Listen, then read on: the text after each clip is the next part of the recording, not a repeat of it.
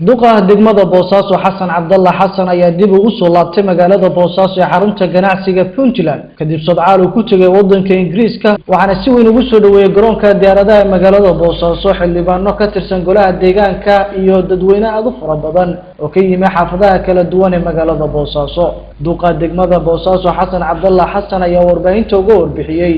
safarkiisii xarunta dalka Ingiriiska ee London iyo heshiisyo uu la soo galay duqa degmada Leicester magaalo kamid ah magaalada Ingiriis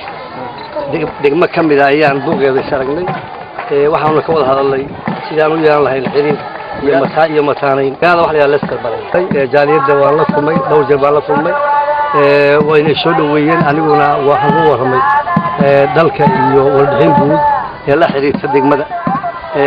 waana sharagnay iyaguna aad iyo aad bay u hawlaan inay wixii taalkooda oo ay qaban karaan in la qabtaan sidii degmada horumarinteeda ay qayb uga qaadan lahaayeen. Gudoomiyaha degmada Boosaaso ayaa sheegay inuu jiro qorshayaal ay wadaan oo ku aadan dhamaystirka dhismaha wadooyinka Boosaaso. Insha Allah waxaan jecelahay sidaad la socotaan sanadkii hore waxaanu qabanay hawlo ay ka mid yihiin wadooyin laami la saaray sanadkan waxaa noogu jira laba wado oo mid 12 ahayd oo ah wadada hadii la haydo wadada hormar Huruuse